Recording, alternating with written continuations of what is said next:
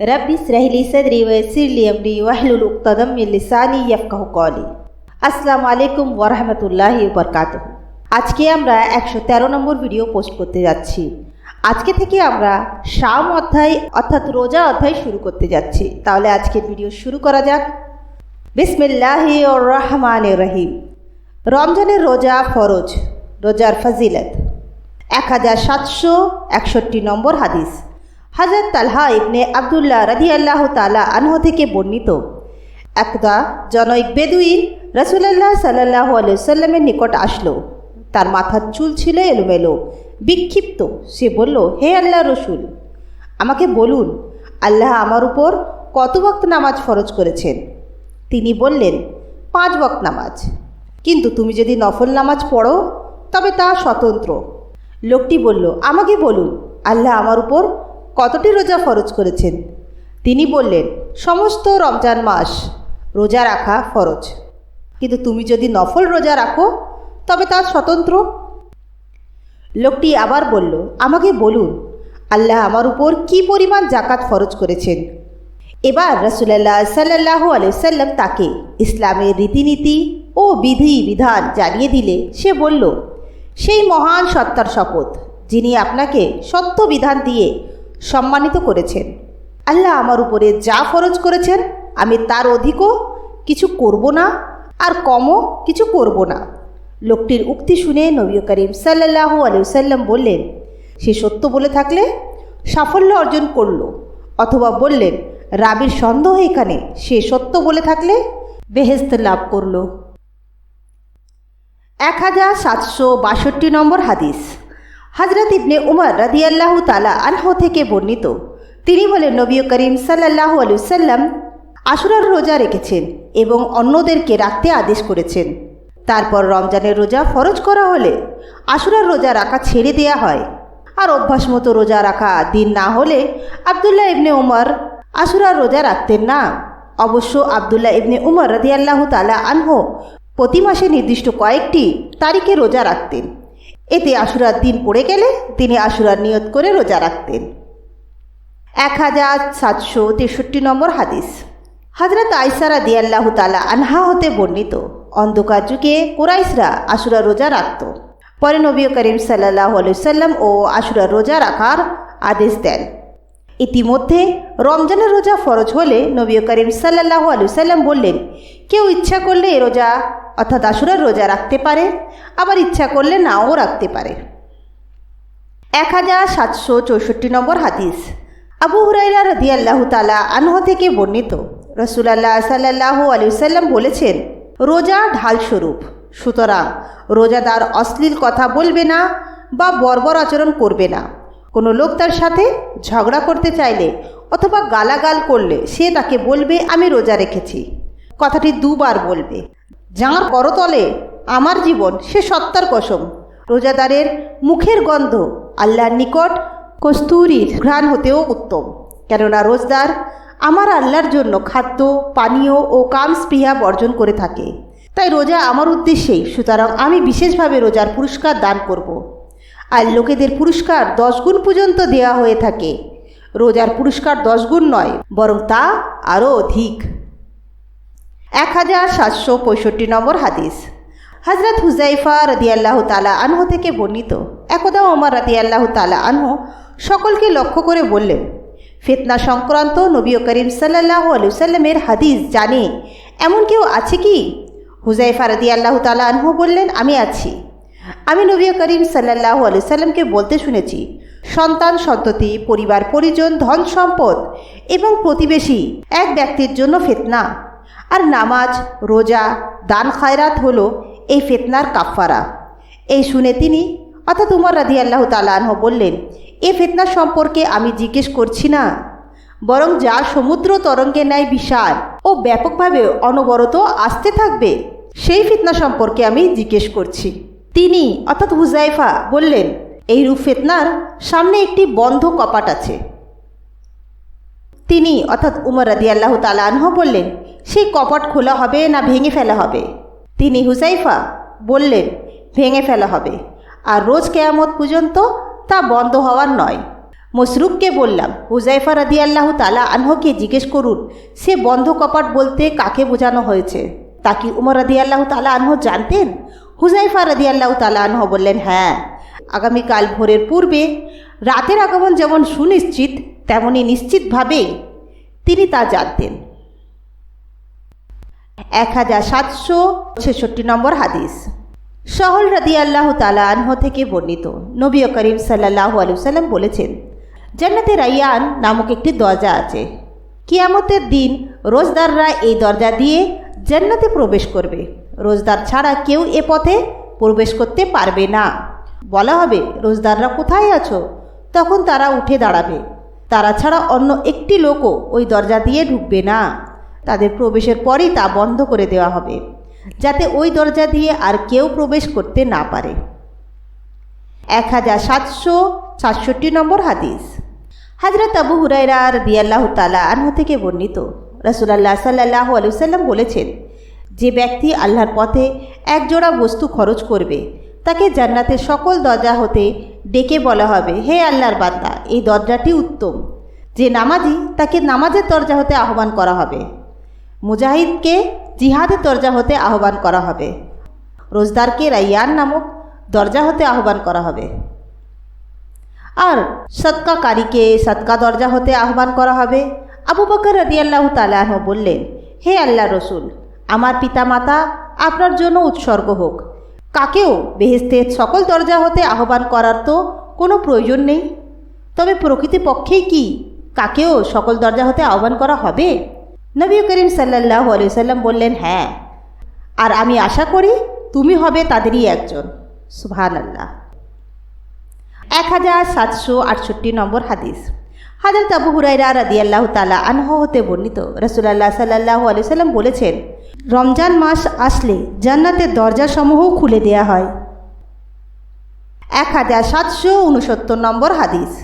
হযরত আবু হুরায়রা রাদিয়াল্লাহু তাআলা আনহু থেকে বর্ণিত, তিনি বলেন, রাসূলুল্লাহ সাল্লাল্লাহু আলাইহি ওয়াসাল্লাম বলেছেন, রমজান মাস শুরু হলে আসমানের দরজাসমূহ খুলে দেয়া হয়, দোজখের দরজাসমূহ বন্ধ করে দেয়া হয় এবং শয়তানগুলোকে শৃঙ্খলাবদ্ধ করা হয়।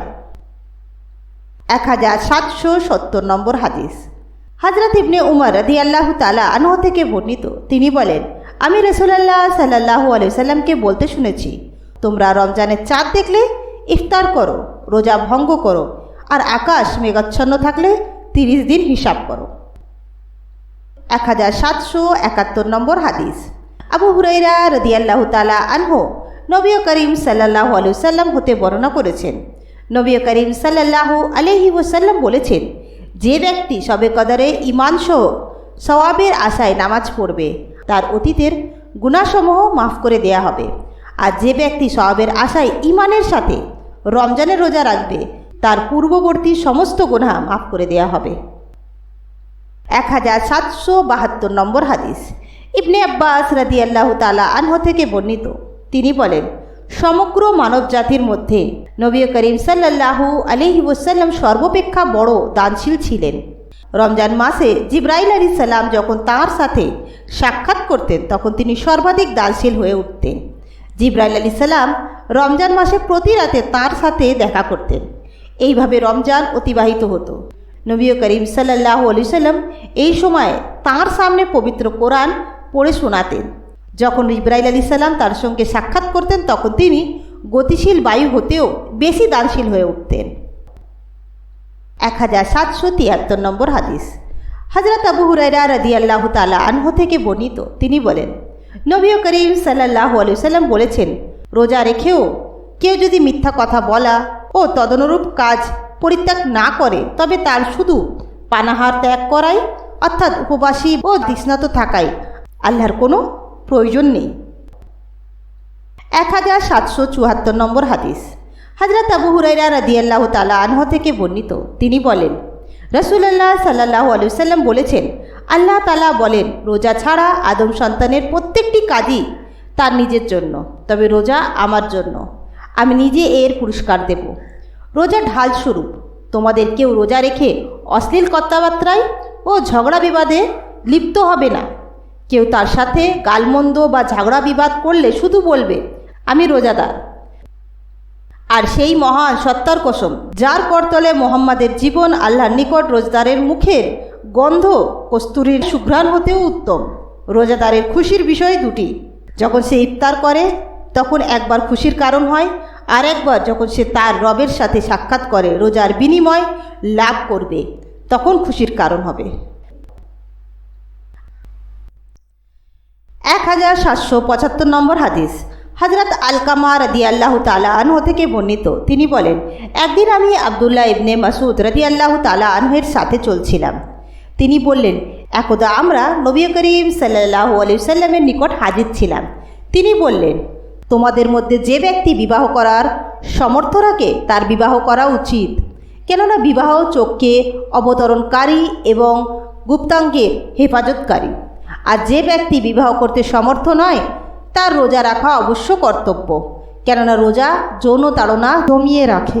আবু আবদুল্লাহ ইমাম বুখারী রহমতুল্লাহি বলেছেন, আল বাআতা শব্দের অর্থ হলো বিয়ে।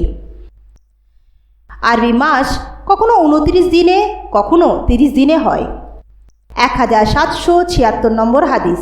হযরত রাসূলুল্লাহ সাল্লাল্লাহু আলাইহি সাল্লাম রমজান সম্পর্কে আলোচনা করে বললেন, তোমরা চাঁদ না দেখে রোজা রেখো না, আবার চাঁদ না দেখা পর্যন্ত ইফতারও করো না। আকাশ মেঘাচ্ছন্ন থাকলে হিসাব করো, অর্থাৎ তখন 30 দিন পূর্ণ করো। 1777 নম্বর হাদিস।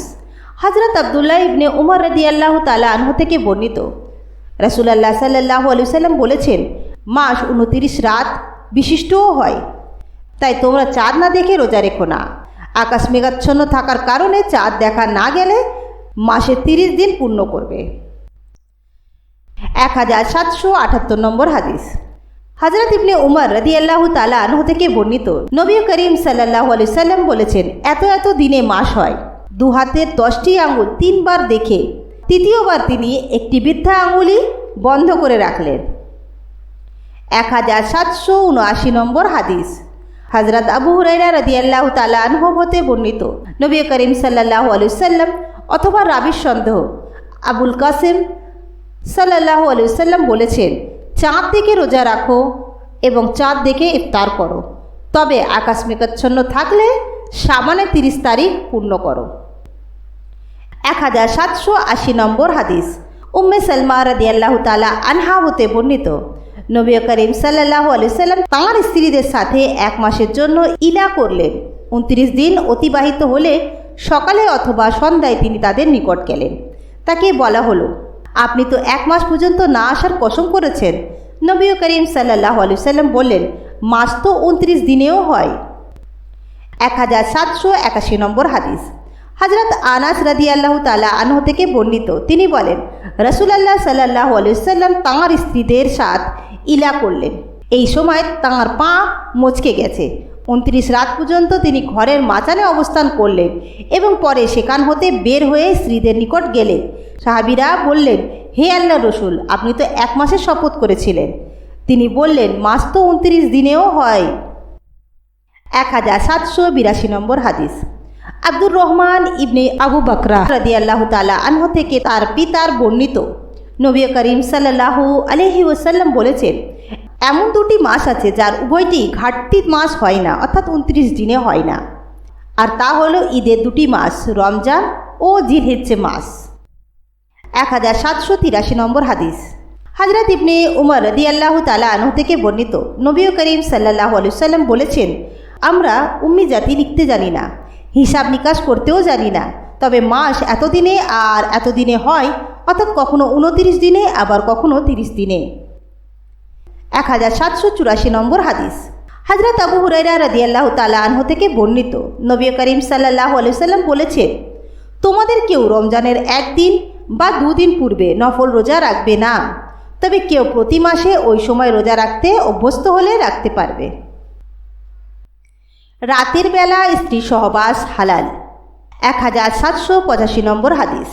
হযরত বারা রাদিয়াল্লাহু তাআলা আনহু থেকে বর্ণিত, তিনি বলেন, হযরত মুহাম্মদ সাল্লাল্লাহু আলাইহি ওয়াসাল্লামের সাহাবীদের কেউ রোজা রেখে ইফতারের সময় কিছু না খেয়ে ঘুমিয়ে পড়লে তিনি আর কিছুই খেতেন না।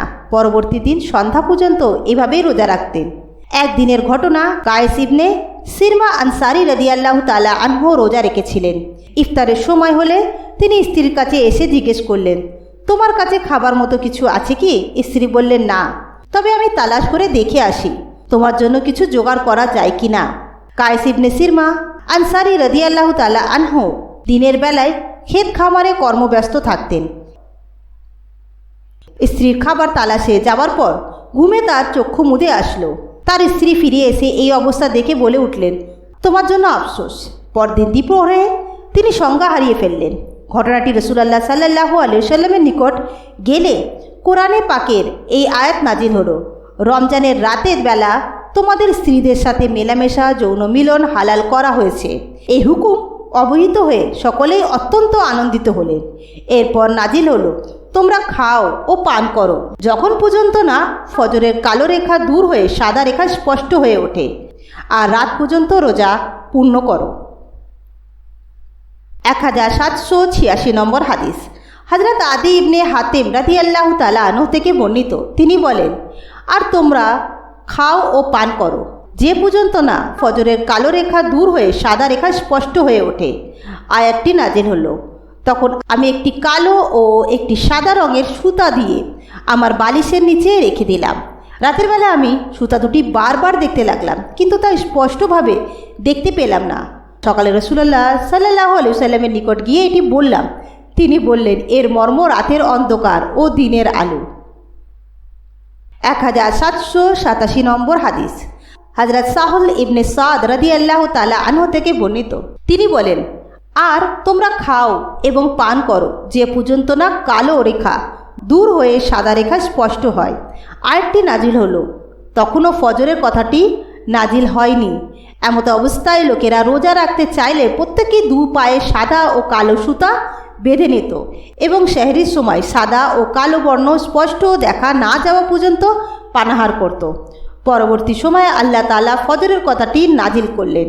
তখন সকলেই জানতে পারল যে সাদা ও কালো রেখার অর্থ হলো রাত এর অন্ধকার ও দিনের আলো। 1788 নম্বর হাদিস। হযরত আয়েশা রাদিয়াল্লাহু তাআলা আনহা হতে বর্ণিত, বেলাল রাত থাকতে আজান দিতেন। তাই রাসূলুল্লাহ সাল্লাল্লাহু আলাইহি ওয়াসাল্লাম আদেশ করলেন, ইবনে উম্মে মাকতুম আজান না দেয়া পর্যন্ত তোমরা পানাহার করো, কেননা ফজর উদয় না হওয়া পর্যন্ত তিনি আজান দিতেন না। কাসিম ইবনে মুহাম্মদ বর্ণনা করেছেন, তাদের দুজনের আজানের মধ্যে এই সময়ের ব্যবধান পরিমাণ ছিল যে একজন আজান শেষ করে মিনার হতে সিঁড়ি বেয়ে নামতেন আর অন্যজন উঠতেন। তো আজকের ভিডিওতে আমরা সাম অধ্যায় অর্থাৎ রোজা অধ্যায় শুরু করলাম। ইনশাআল্লাহ নেক্সট ভিডিওতে আমরা এটাকে কন্টিনিউ করব। ইনশাআল্লাহ নেক্সট ভিডিওতে আপনাদের সঙ্গে আবার দেখা হবে। আসসালামু আলাইকুম ওয়া রাহমাতুল্লাহি ওয়া বারাকাতুহু।